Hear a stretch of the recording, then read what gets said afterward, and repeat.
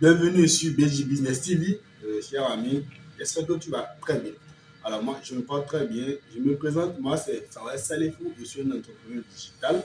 Je suis le directeur exécutif de l'entreprise Kakokare qui intervient dans le développement informatique, le marketing, la communication digitale et le graphisme. Alors sur cette chaîne, nous parlons essentiellement des business en ligne, c'est-à-dire que les activités que tu peux entreprendre avec ton téléphone Android, ton téléphone et une connexion Internet ou ton ordinateur et une connexion Internet. Nous sommes dans la deuxième partie pour parler des 10 clés, des 10 clés pour établir une stratégie marketing digital efficace. Donc, dans cette deuxième partie, nous allons commencer par la sixième naturellement. Si tu n'avais pas suivi la première partie qui avait parlé des 5 jusqu'à 6 et du 1 jusqu'à 6, il faut aller plus en bas pour voir la vidéo.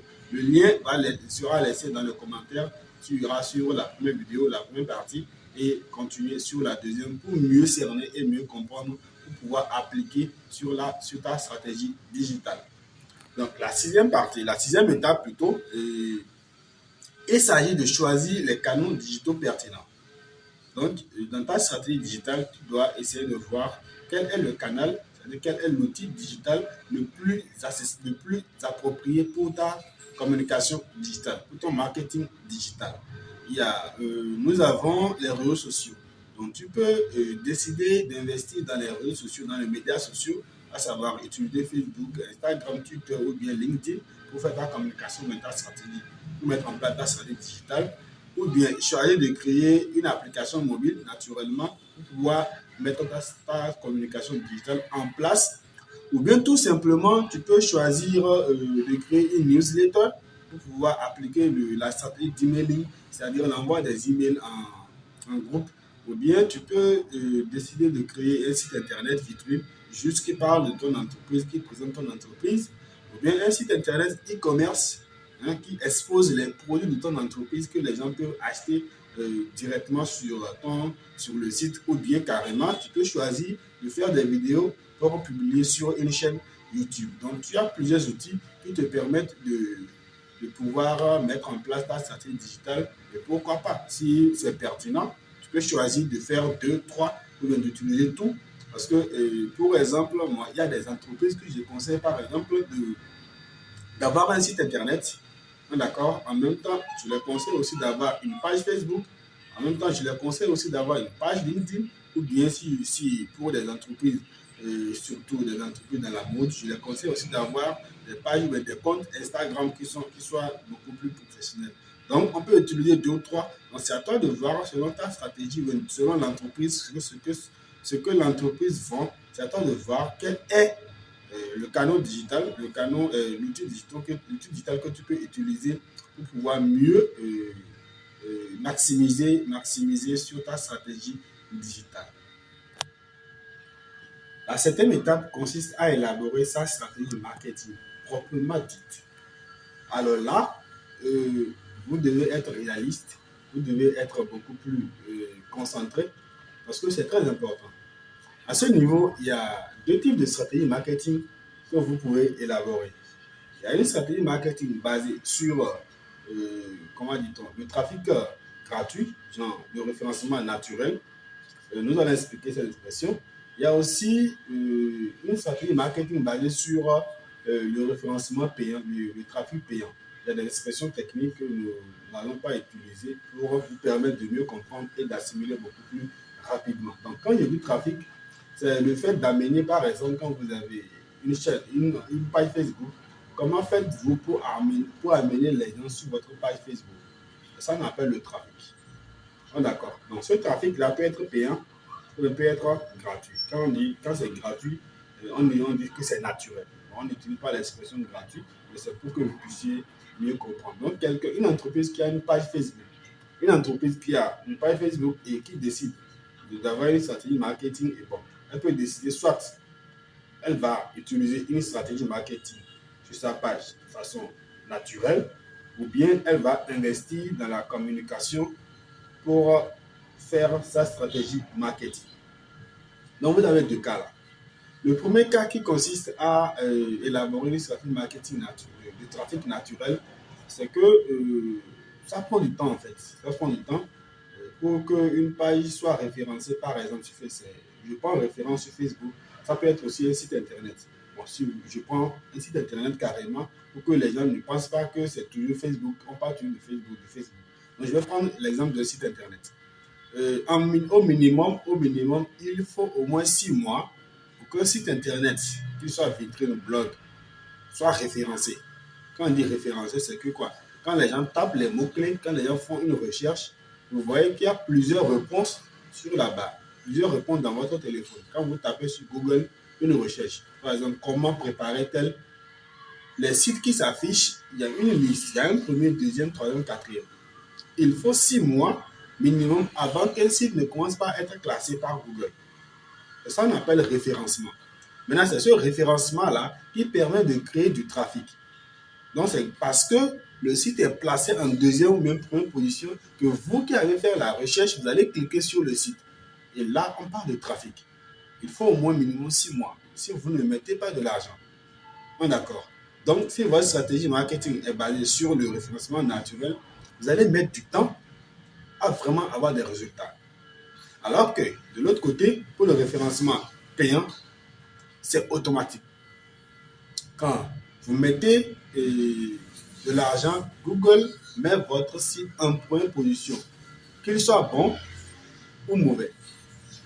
Quand quelqu'un fait une recherche, c'est votre site qui est placé en première position. Une chose dans le référencement naturel, c'est que ça demande beaucoup de travail.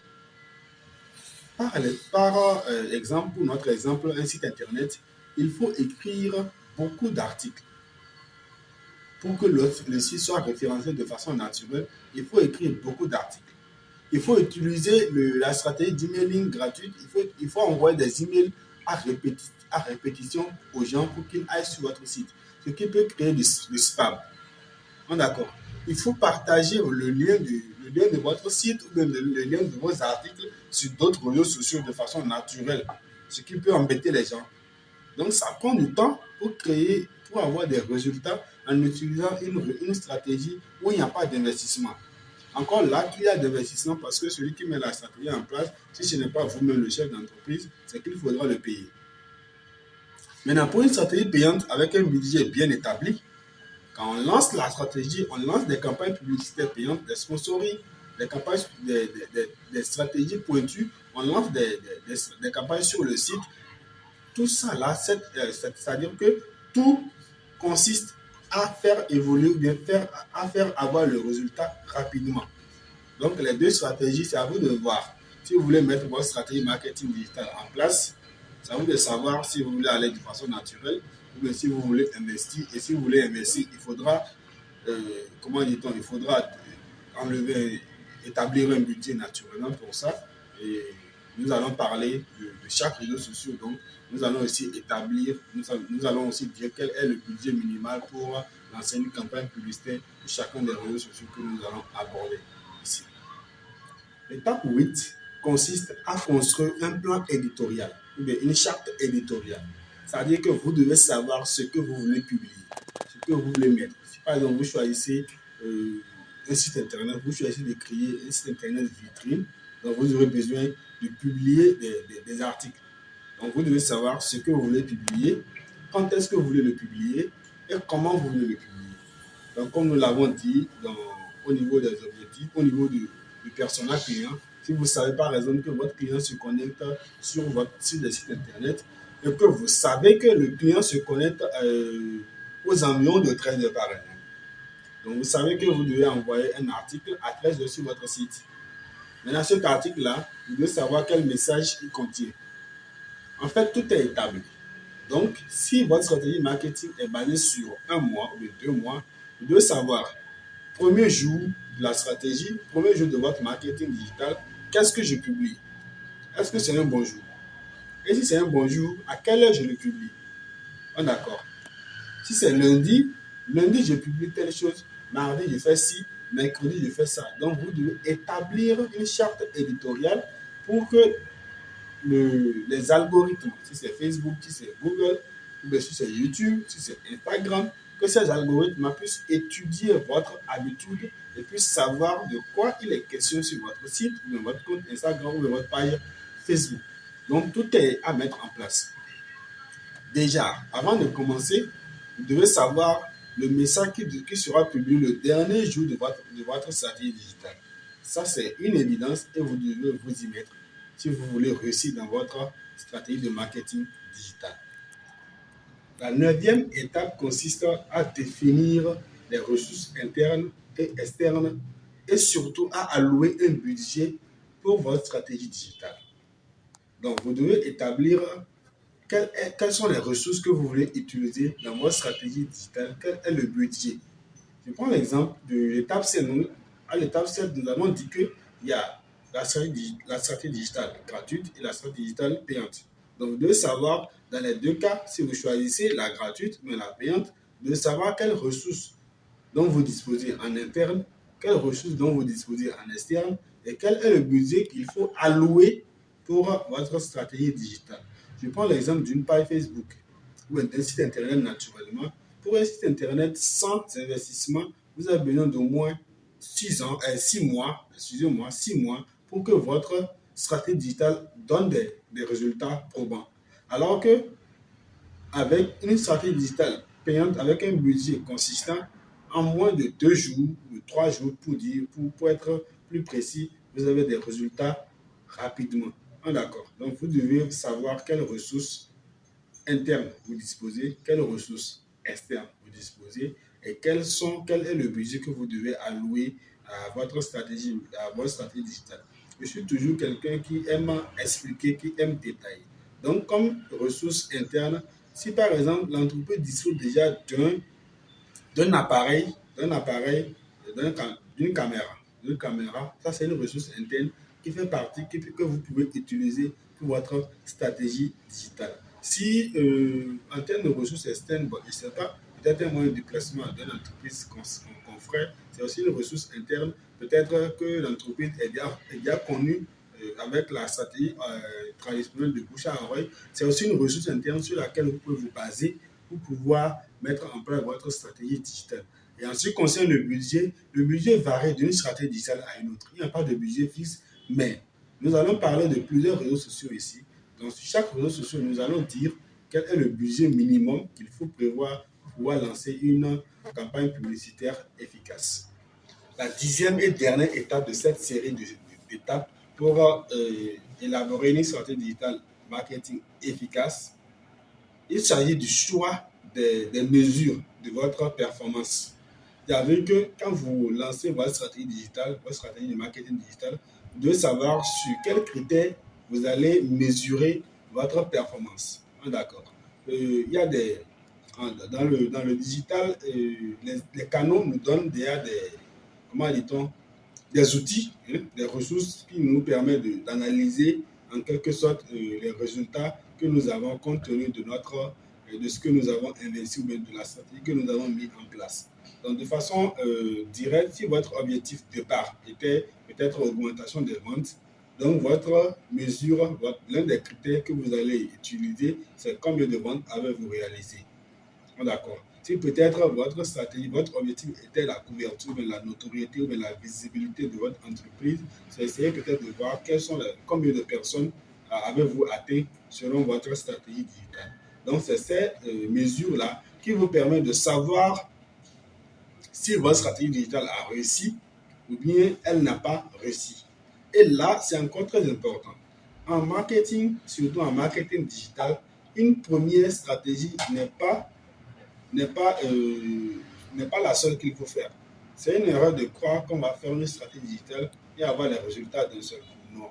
Dans votre stratégie digitale, vous devrez inclure qu'il y aura 2 phases. La première phase qui est un peu comme un test, et à la dernière de cette première phase, vous faites l'analyse statistique de votre campagne, de votre stratégie digitale pour voir ce qui a marché, ce qui n'a pas marché, essayez d'améliorer avant de lancer une deuxième. Même le budget doit être subdivisé en 2 pour que vous ayez de plus bons résultats. Parce que c'est la première qui vous permet de savoir, les personnes habitant à Cotonou, par exemple, je prends l'exemple de notre ville, ont été plus intéressants, ont été plus intéressés, ont été plus interactifs avec le produit. que les personnes habitant un endroit, bon, pour être beaucoup plus clair, les personnes habitant un endroit X ont interagi beaucoup plus avec notre produit que les personnes habitant un endroit Y. Donc, dans la deuxième campagne, vous devez savoir que il faut diriger plutôt la campagne vers les personnes habitant dans la zone X pour maximiser votre rendement et pour augmenter vos ventes si c'était votre objectif. Donc, voilà la fin de ces étapes.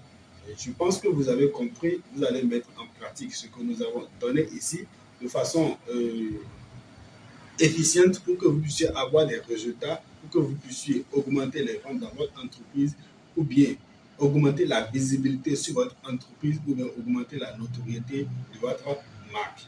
Et la communication est la clé de tout business. Le marketing est la clé de tout business. La compétence technique est importante. La compétence managériale est importante. Mais sans le marketing, sans la communication, personne ne vous connaît. Donc, vous devez mettre en place une stratégie marketing efficace et surtout, pour ceux qui n'ont pas les moyens, les PME doivent se baser sur le digital parce que le digital nous offre beaucoup plus de facilité. Avec peu de budget, vous pouvez avoir beaucoup de monde, beaucoup de clients, beaucoup de prospects et ce n'est que dans votre avantage. Restez câblés sur cette chaîne, abonnez-vous pour ne rater aucune vidéo parce que ici nous enseignons comment gagner de l'argent sur Internet avec votre téléphone ou bien votre ordinateur et une connexion Internet. À nous revoir.